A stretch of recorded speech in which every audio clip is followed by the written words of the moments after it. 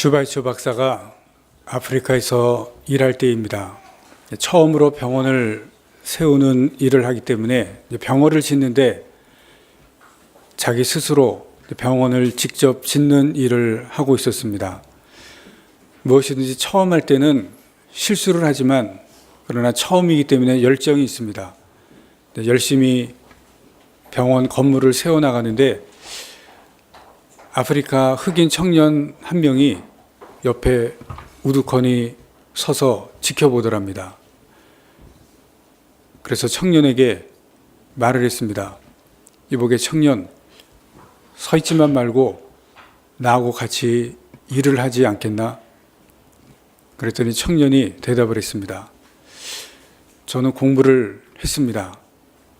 공부한 사람은 이런 일을 하지를 않습니다. 그랬더니 슈바이처가 청년에게 말을 했습니다. 청년, 나도 젊을 때 공부할 때는 자네같이 생각을 했네. 그러나 공부를 많이 한 다음에는 무슨 일이든지 다 하네.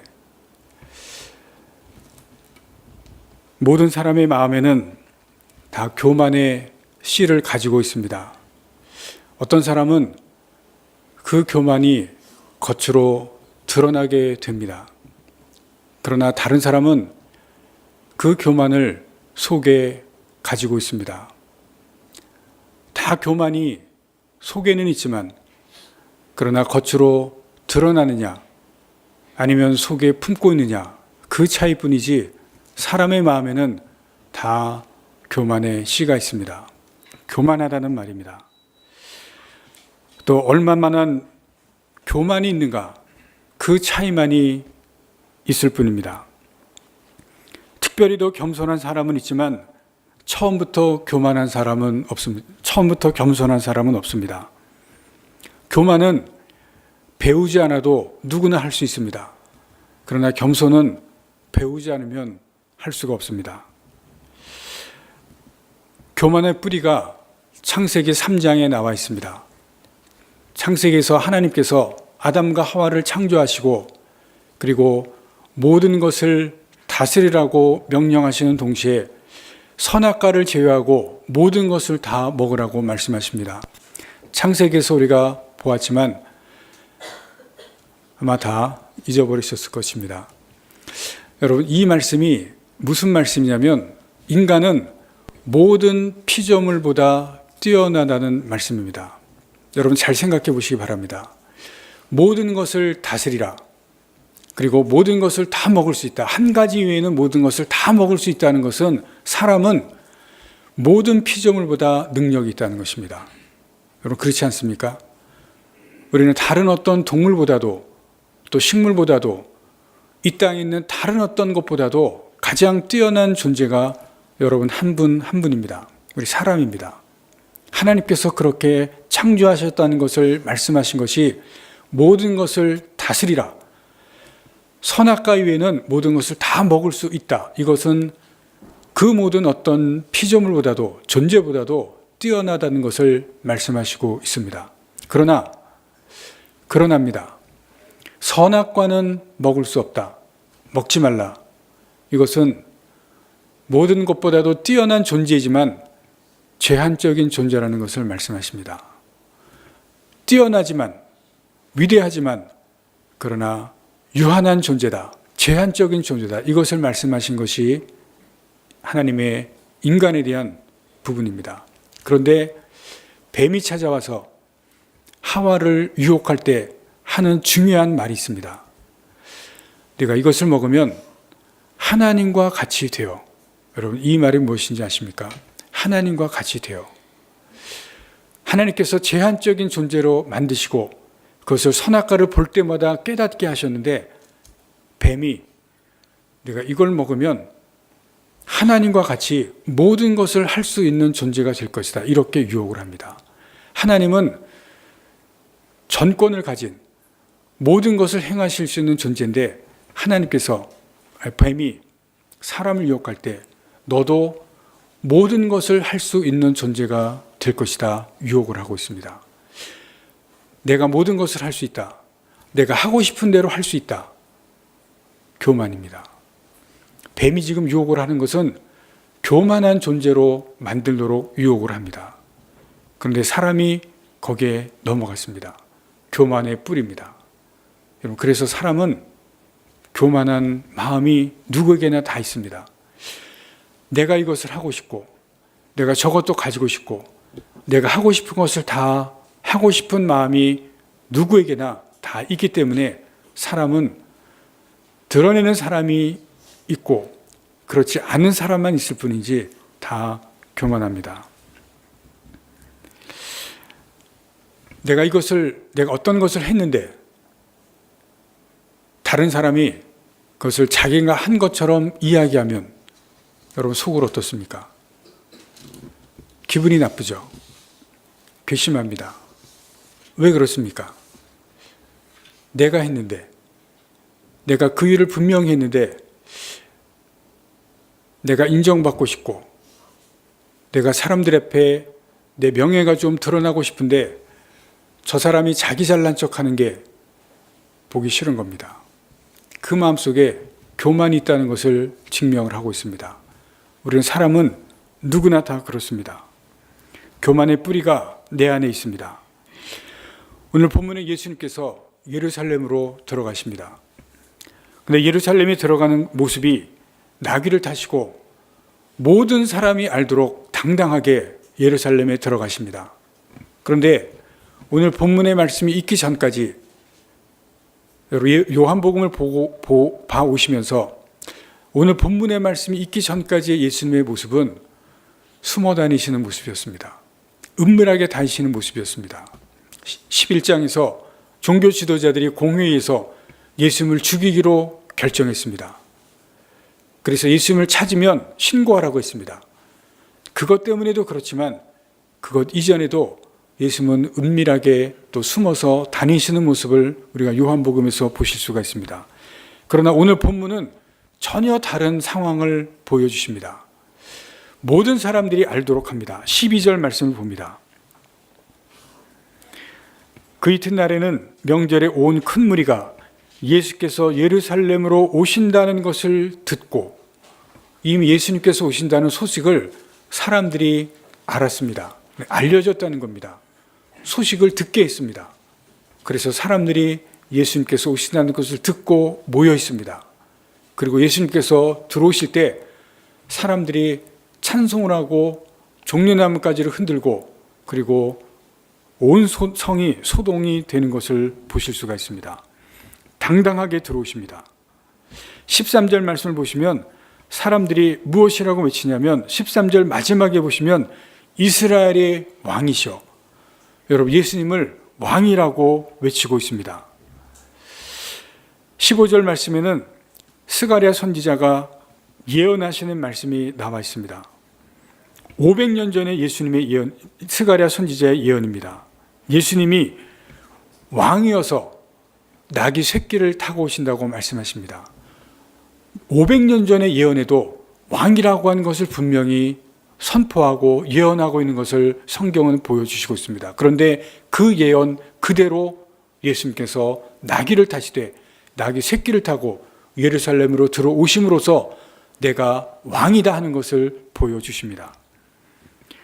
왕이 누굽니까? 옛날의 왕은 그 나라에서 모든 것을 다 할 수 있는 존재입니다.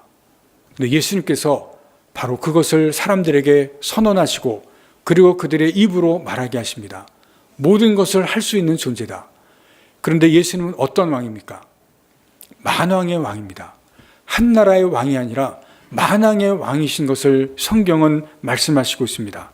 세상에서 모든 것을 하실 수 있습니다. 11장에서 말씀드린 것처럼 예수님을 죽이기로 결정했습니다. 오늘날의 국회와 같은 곳에서 죽이기로 결정하고 결의를 했습니다. 그런데 오늘 19절 말씀에 보시면 바리새인들, 종교 지도자들이 이렇게 말합니다. 바리새인들이 서로 말하되 볼지어다 너희들이 하는 일이 쓸데없다. 보라 온 세상이 그를 따른다. 무슨 얘기입니까? 공회에서 결정한 예수님을 죽이기로 한 일이 다 소용없게 되었다고 하는 것을 이 사람들이 인정을 합니다.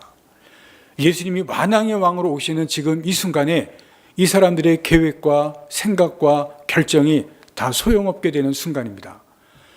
왕이 하는 그 일이, 왕으로 오시는 이 순간에는 사람들의 계획과 결정이 하나도 소용없게 되는 것을 예수님께서 보여주십니다. 왕이시기 때문에, 만왕의 왕이기 때문에 하려고 하시는 모든 일을 할 수 있는 것을 우리들에게 분명히 오늘 본문에서 보여주시고 있습니다. 들어올 때도 사람들을 두려워하지 않습니다. 세상에 있는 것들을 두려워하지 않습니다. 만왕의 왕이시기 때문에 그렇습니다. 그런데 여러분, 그 다음에, 오늘 본문 다음에 예수님께서 어떻게 하십니까? 사람들에게 잡히십니다. 그리고 죽으십니다. 십자가에서 죽습니다. 왕인데, 모든 것을 다 할 수 있는데, 만왕의 왕이셔서 세상에서 할 수 없는 것이 없는데 왜 사람들에게 잡히고 왜 십자가에서 죽으십니까? 오늘 본문 15절에 답이 있습니다. 왕이 나귀 새끼를 타고 오셨다. 답입니다. 나귀 새끼를 타고 오셨다는 이유를 오늘 15절에서는 정확하게 나타나 있지 않지만 이것을 예언한 스가랴 9장 9절에 보시면 정확하게 그 이유를 말씀하고 있습니다. 나귀 새끼를 타고 타신 이유가 무엇이냐? 그가 겸손하여서 라는 말씀이 있습니다. 겸손하여서. 겸손하기 때문에 예수님께서 모든 것을 하실 수 있지만 이렇게 죽으시고 십자가에 돌아가셨다는 것을 말씀하십니다. 예수님의 겸손, 이것이 무엇인가? 나귀를 타실 만큼의 겸손, 이것이 무엇인가? 오늘 우리가 함께 생각해 보고자 합니다. 예수님의 겸손은 첫 번째로 낮아지는 것입니다.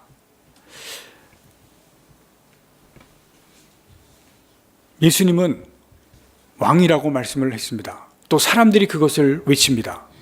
만왕의 왕이십니다. 그런데 예수님의 겸손은 머리를 숙일 수밖에 없어서 머리를 숙이는 겸손이 아닙니다.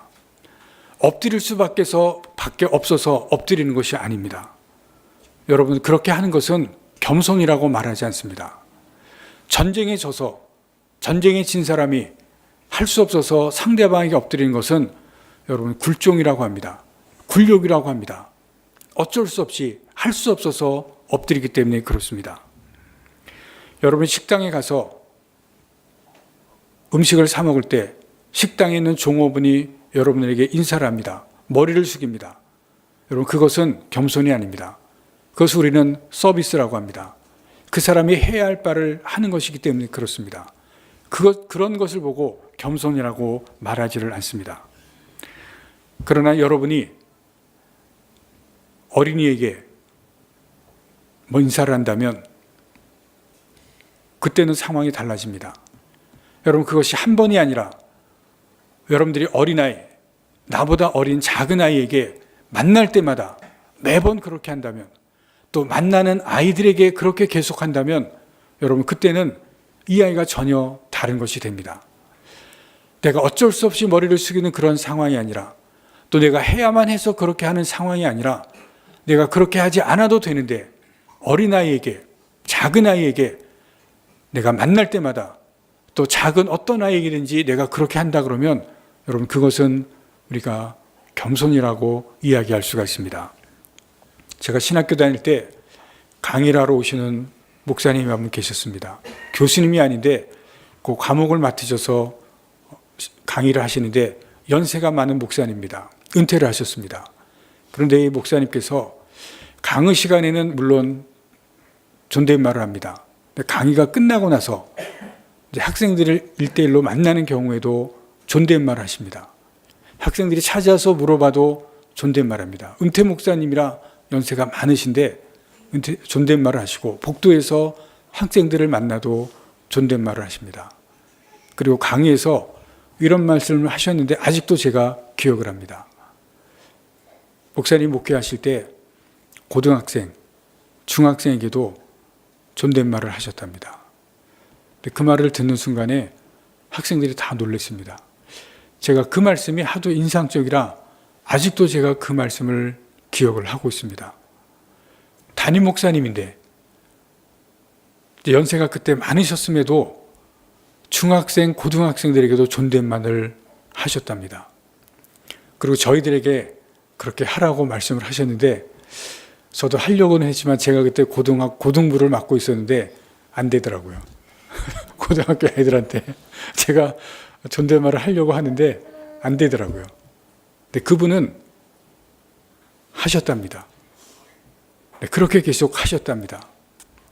근데 그 목사님이 다른 목사님들에게 존경을 받는 목사님입니다. 그리고 성도들에게도 존경을 받으셨습니다. 그리고 학생들에게도 존경을 받으셨습니다. 왜냐하면 자기보다 나이 어린 아이들, 학생들, 나이 어린 사람들 먼저 존대하셨기 때문에 나이 어린 사람들이 존대하는 것입니다. 먼저 낮아지기 때문에 낮은 사람들이 존경을 하는 것입니다. 한두 번 하는 것이 아니라 그것이 그분의 삶이었기 때문에 여러분 그러한 존대를 받게 되는 것을 보았습니다. 낮아지는 것, 자신을 낮추는 것, 그 겸손이 사람들로부터 존경을 받게 되어지는 것을 그분을 통해서 보았습니다. 여러분 예수님은 왕이셨습니다. 만왕의 왕이셨지만 그러나 낮아지셨고 낮추어 주셨을 때 스스로 낮춰주는 그러한 겸손이 있었을 때 여러분 그 겸손이 바로 예수님의 겸손이라고 하는 것을 우리에게 보여주시고 있습니다. 예수님이 만왕의 왕이시라고 하는 것은 여러분 그 부분에는 능력이 있고 권력이 있고 힘이 있다는 것입니다. 그것이 있었기 때문에 예수님께서 겸손하셨다는 것을 보여주십니다. 겸손해야만 낮아져야만 되는 것이고 그리고 머리를 수그려야만 되는 것이 아니라 왕의 자리에 있었고 만왕의 왕이셨지만 낮아지셨다는 것을 우리가 놓치지 말고 봐야 됩니다. 여기 계신 분들 능력이 있습니다. 또 갖춰야 될 부분도 갖추신 그러한 부분이 있습니다. 그리고 여러분 스스로도 보여주고 싶은 것이 있고 또 다른 사람에게 나타내고 싶은 것이 있습니다. 그러나 그런 것이 있기 때문에 낮아져야 되는 것입니다. 그런 것이 있기 때문에 낮추는 것입니다. 스스로 낮추는 것입니다. 그것이 예수님의 겸손입니다. 그러한 겸손을 예수님으로부터 배우실 수 있기를 바랍니다. 어디까지 낮춰야 하는가? 여러분 이것이 중요합니다. 어디까지 낮춰야 하는가? 겸손의 덕이라는 하는 것은 아주 묘한 특성을 갖추고 있습니다. 사람을 속일 수 있다는 것입니다. 여러분 다른 덕과 다른 특성, 사람을 속일 수 있는 것이 겸손의 덕입니다. 자기와 타협하면 겸손의 덕은 갖출 수 있는 것처럼 보입니다. 다른 사람하고 타협할 수 있으면 여러분 할 수 없습니다. 그러나 이 겸손은 자기와 타협하면 겸손한 것처럼 보일 수가 있습니다. 그래서 얼마든지 사람을 속일 수 있는 것이 이 겸손이라고 하는 것입니다. 겸손한 척 보일 수 있는 것, 나만 타협하면, 나만 속이면 여러분 겸손하게 얼마든지 보일 수가 있습니다. 그래서 겸손은 사실은 무서운 것입니다. 나하고 타협하고 나만 속이면 사람들에게 겸손하게 보일 수가 있습니다. 사람들이 넘어갑니다. 그래서 겸손은 자기가 겸손하게 생각하는 것이 아니라 다른 사람이 인정해 주는 겸손이어야 됩니다. 다른 사람이 인정하는 그 자리까지 낮아져야 됩니다. 예수님께서 십자가의 자리에 가시고 예수님께서 죽음의 자리에 가셨습니다. 여러분 그 자리에까지 가셨기 때문에 예수님께서 죽음의 자리에 간 그것을 사람들이 인정을 합니다. 이것을 우리가 보셔야 됩니다. 예수님의 겸손은 예수님이 스스로 인정하는 것이 아니라 사람들이 인정하는 겸손입니다. 죽음의 자리에까지 가셨기 때문에 그렇습니다. 왕이지만, 만왕의 왕이지만 죽음의 자리에까지 가셨기에 사람들이 인정합니다. 여러분, 예수님의 겸손을 배우는 것은 내가 스스로 겸손하는 것이 아니라 여러분, 사람들이 인정하는 그 자리에까지 가는 그 겸손을 배우실 수 있기를 바랍니다. 두 번째입니다. 예수님의 겸손은 하나님께서 낮추시고 하나님께서 낮아지게 하신 겸손입니다. 여러분, 성경을 보시면 하나님의 일을 한 사람들이 나옵니다. 그런데 하나님께서 그 하나님의 일을 하게 하실 때 반드시 그 전에 하신 일이 있습니다. 무엇이냐면 그 사람을 낮추십니다. 그 사람을 낮아지게 하는 것을 성경에서 볼 수가 있습니다. 모세는 이스라엘 백성들을 애굽의 노예에서 출애굽시키고 200만이나 되는 그 많은 사람들을, 민족 전체를 애굽에서 노예에서 해방시킨 놀라운 일을 한 사람입니다. 그런데 모세가 지도자로 세워지기 전에 40년 동안 광야에서 하나님께로부터 낮춰주는, 하나님께서 낮아지게 하는 그 일이 있다는 것을 성경에서 우리가 보게 됩니다. 애굽인을 죽이고 그리고 광야에 도망을 갑니다. 그리고 광야 40년 동안 하는 일이 가축을 키우는 일입니다. 왕궁에서 왕궁의 학식을 배우고 학문을 배우고 왕궁의 왕자로 살아있던 이 모세가 가축을 키우는, 광야에서 홀라 고독하게 지내는 그 40년에 낮추어지고 낮아지는 그 시간이 있습니다. 하나님께서 낮추시는 것입니다. 왜 그렇게 하십니까? 겸손하게 하시는 것입니다. 겸손의 배움이 있는 시간이 40년의 시간입니다. 이스라엘 백성이 모세와 함께 출애굽을 합니다. 여러분, 광야 40년의 시간을 보냅니다. 근데 그 광야 40년의 시간을 보내는 이유를 신명기 8장 2절에서 이렇게 말씀하십니다. 내 하나님께서 이 40년 동안 내게 광야 길을 걷게 하신 것을 기억하라. 이는 너를 낮추신 것이다. 하나님께서 말씀하십니다. 분명하게 말씀하십니다. 이는 너를 낮추셨다.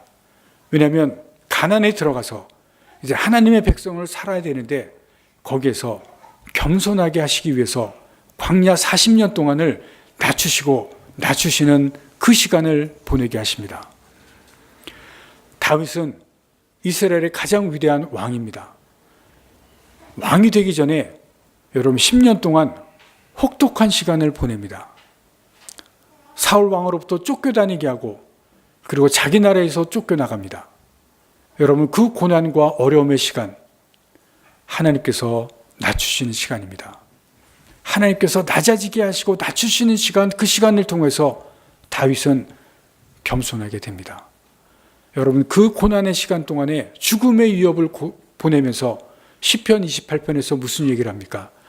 사망의 음침한 골짜기로 얘기합니다. 얼마나 고통스러웠는지 사망의 음침한 골짜기로 이야기를 하는 그 시간이 하나님의 낮추시는 시간입니다. 거기에서 겸손을 배웁니다. 사도 바울, 사도가 되기 전에 여러분 3년 동안 광야로 나갑니다. 사도 바울이 얼마나 교만했습니까? 많은 것을 배우고 그리고 많은 것을 사람들 앞에서 높임을 받습니다. 굉장한 교만한 사람인데 이 바울이 3년 동안 광야에 가서 낮아집니다. 하나님께서 낮추는 시간을 보냅니다. 그리고 그 시간을 지나고 나서 하나님께서 사도로 세우십니다.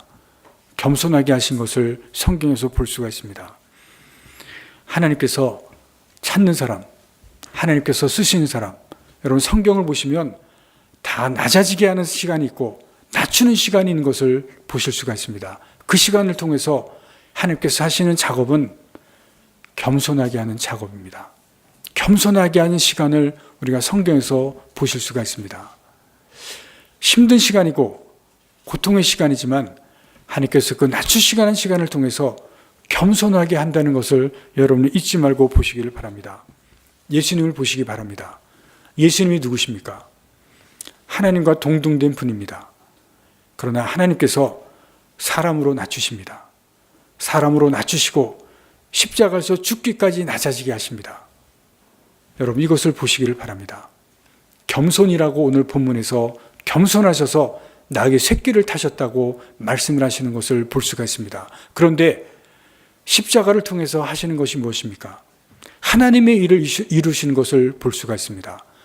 여러분, 겸손을 통해서 아까 말씀드린 그 한 사람 한 사람, 이스라엘 백성, 겸손하지만 고난과 어려움의 시간을 지나지만 그 시간이 하나님의 일에 쓰임을 받는 시간이고 겸손을 통해서 하나님께서 세워주는 그 자리에 서게 되는 시간인 것을 놓치지 말고 보실 수 있기를 바랍니다.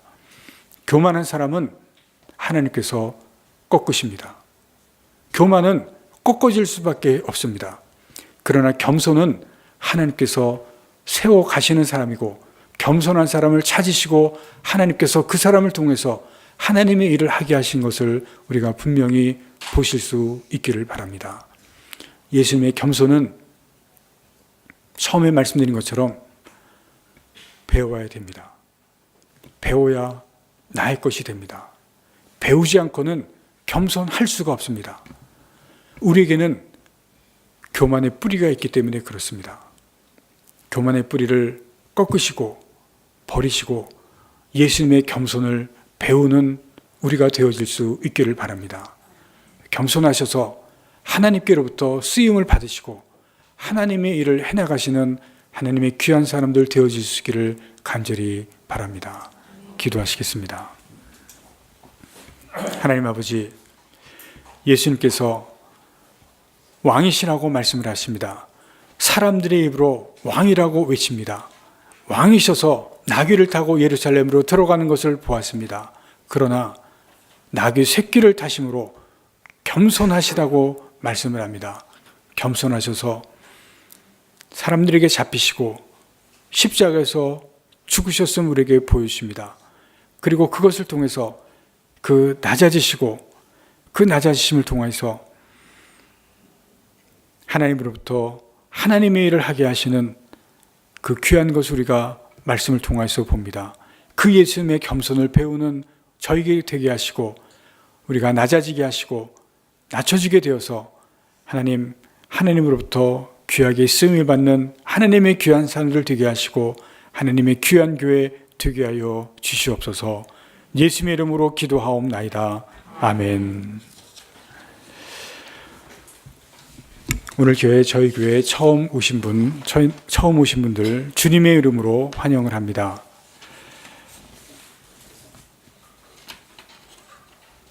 이제 저희 교육관 사정으로 인해서 오늘 아동부와 함께 또 예배를 드렸는데 함께 기도하시면서 하나님께서 또 귀한 것을 주시기를 위해서 함께 믿음으로 기도하시면서 계속해서 좀 구해 주시기를 바랍니다. 기도해 주시기를 바랍니다. 우리 찬송가